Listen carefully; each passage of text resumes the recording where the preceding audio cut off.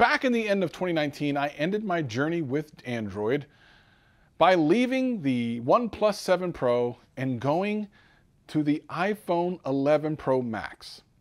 I had been with Android since the G1, really the very first Android phone, and really a remarkable phone, something that I'll never forget, one of my favorite phones, because it was so different than everything else at the time. So if I've been with Android for so long, why would I betray Android fans? Well, I definitely have some thoughts about that, and then I can also explain to you why right after this. This is, you listening to Travis.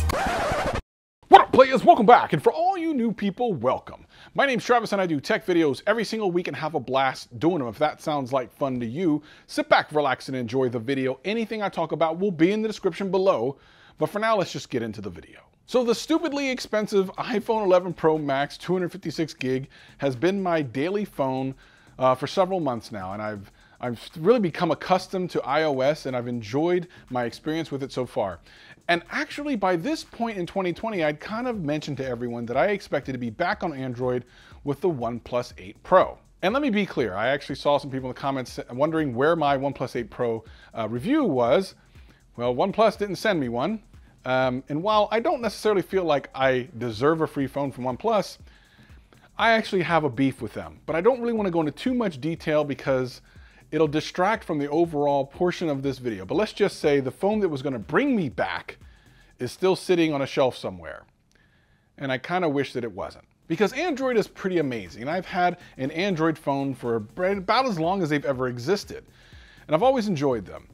But over time, I think that the one thing that continued to happen to me is I got less and less impressed every year. And that's not because there haven't been impressive leaps in technology or even in the software itself. There have every year, there's been something a little bit better.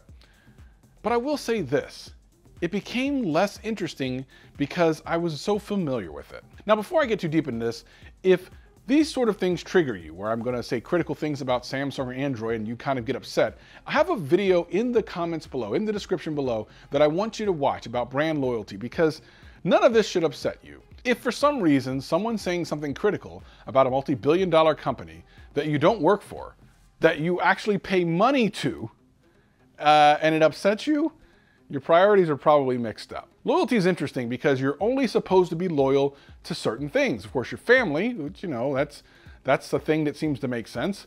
And of course, things that maybe pay you, like your job. Show a little loyalty if they're helping you pay your bills. But I'm trying to think of anything that I actually pay money for that I'm loyal to. The loyalty is supposed to be the other way around, not me paying for something to be loyal to. That's kind of dumb. Let me think. What does that have happened? Is that pimps? Pimps?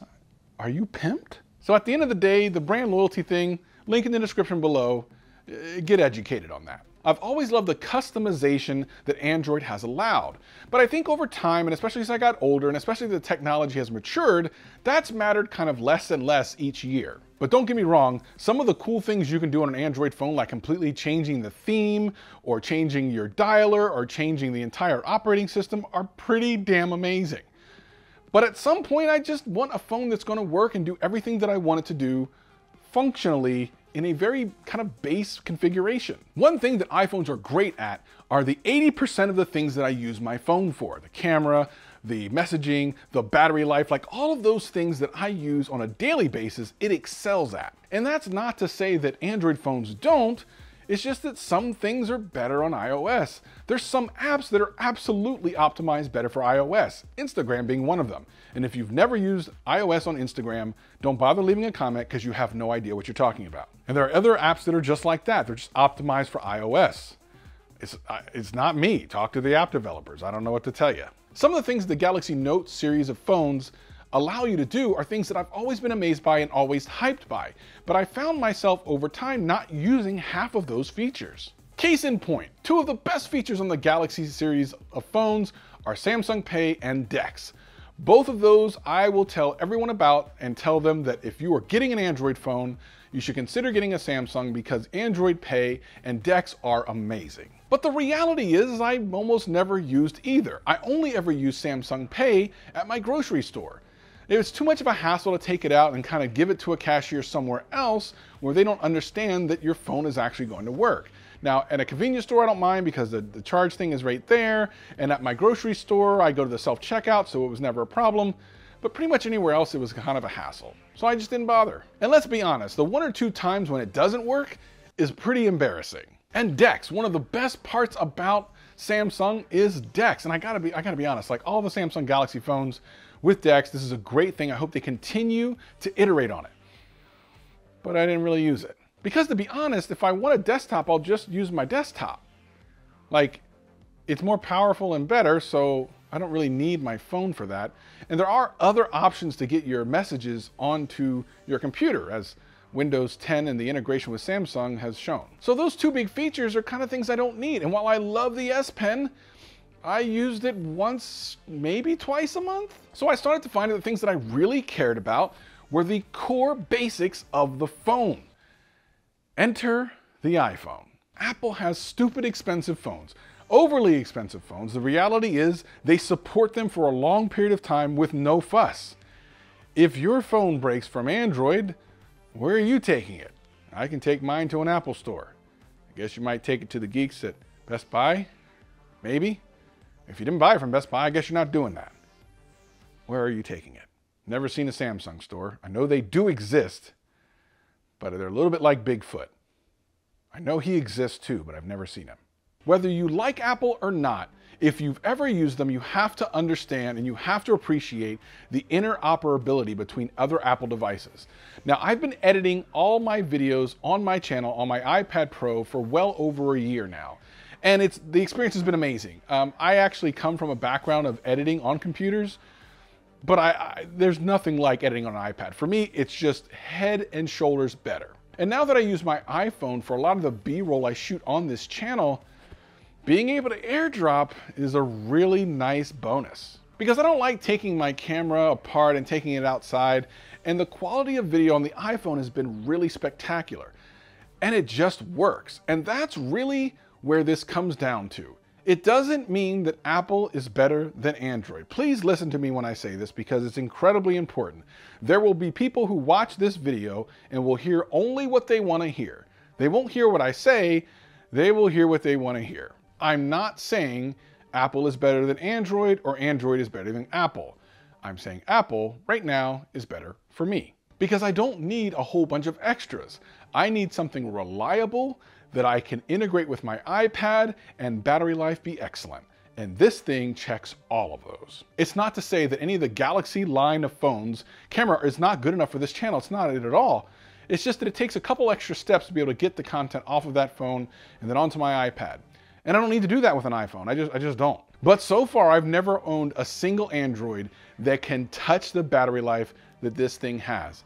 And that is a huge deal to me. And while yes, Android in a lot of ways with some of the customizations and the ability to add things like Gcam APK, the Gcam can change an absolutely ordinary phone into an amazing flagship. That actually happened with the TCL 10L. I took Gcam, which is an app that you can sideload onto your Android phone and use what is essentially the computational amazing magic of a Pixel phone into almost any Android phone. Some of you may not know about this.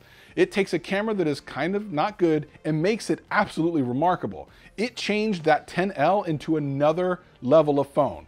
Make sure you check out that video review I did. It's pretty amazing. That's just one of the many things you can do on Android that you cannot do on iOS because iOS is so locked down. Apple thinks they know what your experience should be and they give you their version of your experience. Android just lets you do whatever you want. But just like in life, sometimes giving too much choice is just too much.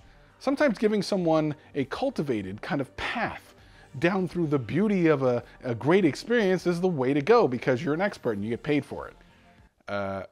I mean, that's kind of where Apple excels. There's also a couple of other things that Google has to fix before I'm really excited to go back to Android. And to be honest, I'm going to put some of this on Samsung because if you really pay attention, Samsung kind of innovates as far as the operating system goes, and then Google usually puts that into the operating system later on. If you really pay attention, this has been happening for several years. So I can appreciate that Samsung is taking the reins as far as Android innovation goes, putting it out there, and then Google's kind of scooping up the best ideas and putting it into the operating system. But here's the thing. There's something that's never been fixed. It should have been fixed by now, and it's absolutely infuriating. And until this gets fixed, in my mind, Android will always have this big minus next to it. And guess what?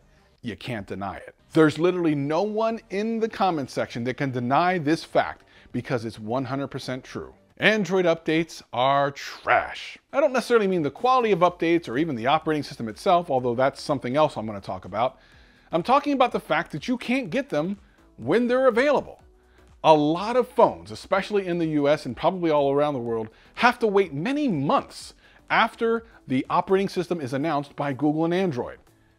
Announced today, and if you have a Pixel, you'll get it really soon. If you have anything else, good luck. And that's just ridiculous. This problem has been long-standing. Ever since the beginning of Android, this has been a problem. Why hasn't it been fixed? Let's think about this for a second. You know an update's coming out. You have a release, you have all of these different phones, and they're all gonna have to have it. And you send the update to the manufacturer, who has to come up with their own. And typically that timing isn't too bad. I mean, sometimes it's not too bad. But then in the US, and I don't know about other countries, but certainly in the US, now you send it to the carrier.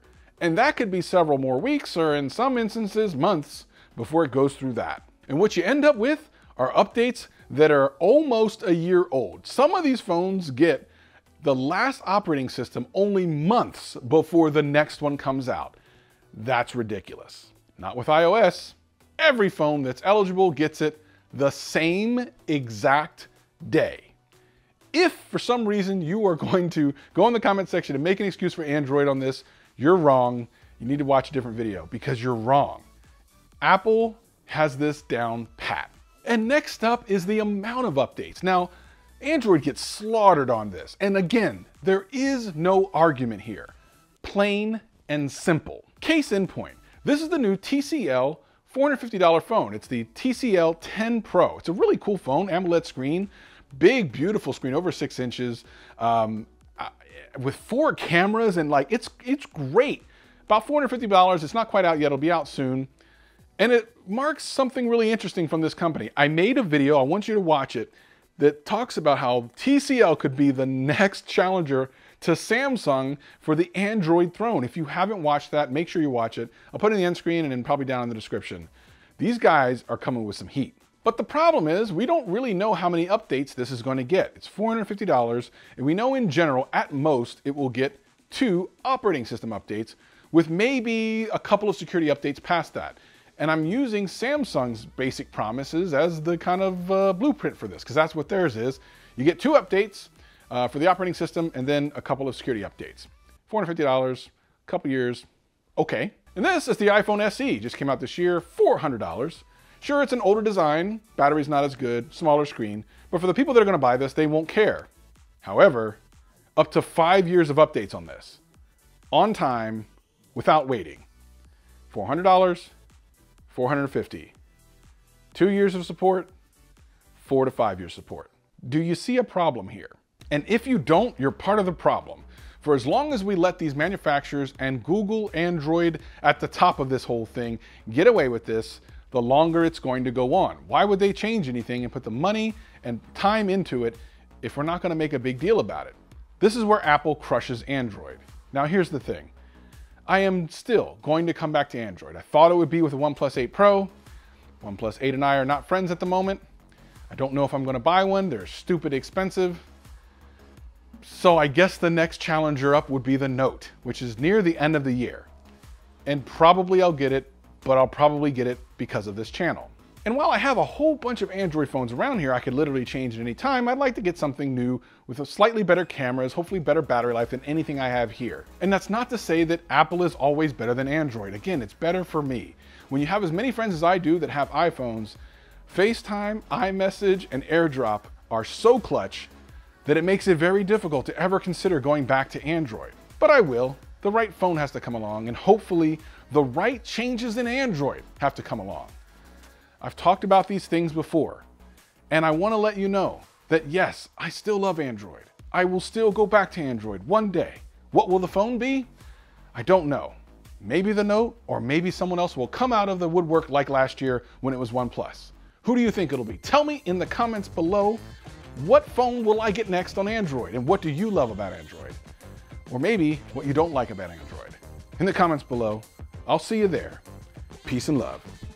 Oh, and this is a great video. You should watch it.